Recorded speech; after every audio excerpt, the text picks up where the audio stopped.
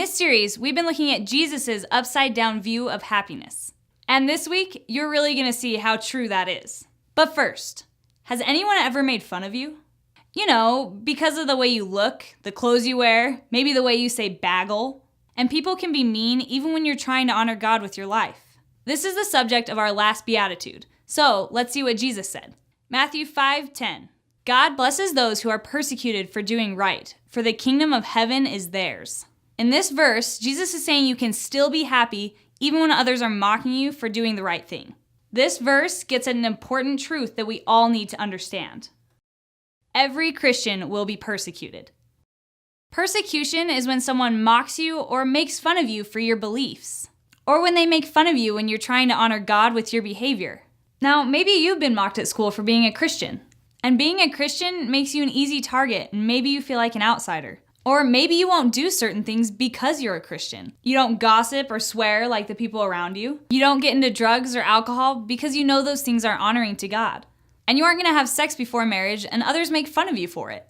The point is, if you take Jesus seriously and live to honor God, others will make fun of you for it. This might sound like bad news to you, but it's actually your path to happiness.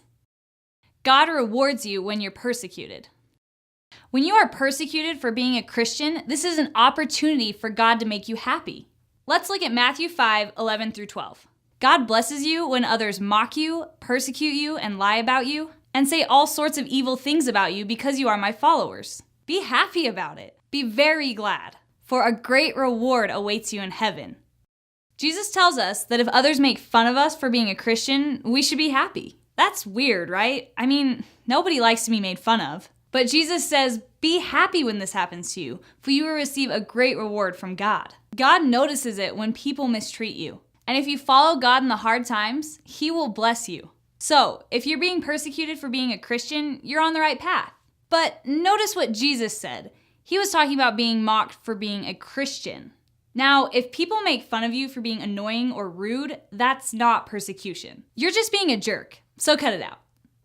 But if you're being persecuted for being a Christian, stay close to God and He'll reward you. And there's one last thing you should know about persecution. When you're persecuted, you're in good company. We ended Matthew 5:12 a little early, so let's take a look at that last verse. And remember, the ancient prophets were persecuted in the same way. Jesus is telling us that God's people have always been persecuted. Being a Christian isn't always easy. People aren't always nice to you. But if you are being persecuted, you're joining a large group of Christians who have suffered the same thing. It's not just Christians who have experienced this. Jesus Himself was persecuted. People hated Jesus so much that they killed Him. So if we're following Jesus and His example, we should expect persecution too. And if you understand how to handle persecution, it can actually lead to joy in your life. Even though this is hard to understand, this is God's path to true happiness. Well, that's our series. Now, we could say a lot more about the Beatitudes, but I hope you'll take some time on your own to read it and then discuss it with your small group. But remember, happiness is not something we can get from money, friends, or anything else in this life. True happiness comes from God, and we find it when we pursue Him.